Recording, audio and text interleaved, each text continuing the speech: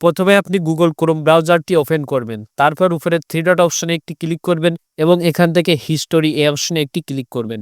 দেখতে পাচ্ছেন আপনি গুগল ক্রোমে এসে কোন কোন ওয়েবসাইট ভিজিট করেছেন অথবা আপনি কি কি লিখে সার্চ করেছেন সবগুলো কিন্তু এখানে শো করছে। সো আপনার ফোনটি যদি কেউ হাতে নেয় তাহলে কিন্তু সে খুব সহজে দেখতে পারবে আপনি গুগল ক্রোমে এসে কি কি লিখে সার্চ করেছেন অথবা কোন কোন ওয়েবসাইট ভিজিট করেছেন। সো এটাকে ডিলিট করার জন্য ডিলিট ব্রাউজিং ডাটা এই অপশনে একটি ক্লিক করবেন এবং উপরে লাস্ট আওয়ার এই অপশনে একটি ক্লিক করবেন এবং এখান থেকে অল টাইম এটা সিলেক্ট করবেন এবং এখানে যতগুলো অপশন আছে সবগুলো একটা টিক মার্ক দিয়ে দিবেন এবং এখান থেকে ডিলিট ডাটা এই অপশনে একটি ক্লিক করে দিবেন। তারপর এখান থেকে আবারও ডিলিট এই অপশনে একটি ক্লিক করবেন।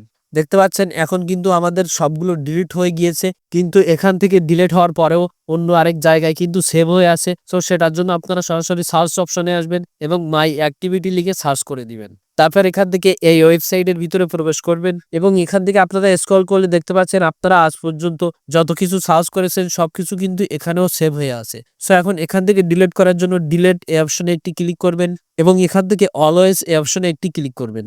এখন এখান থেকে নেক্সট এই অপশনে ক্লিক করবেন এবং এখান থেকে নিচে ডিলিট এই অপশনে একটি ক্লিক করে দিবেন এবং এখান থেকে গট ইট এই অপশনে একটি ক্লিক করবেন। তাহলে কিন্তু আপনার সব সার্চ হিস্টোরি ডিলিট হয়ে যাবে।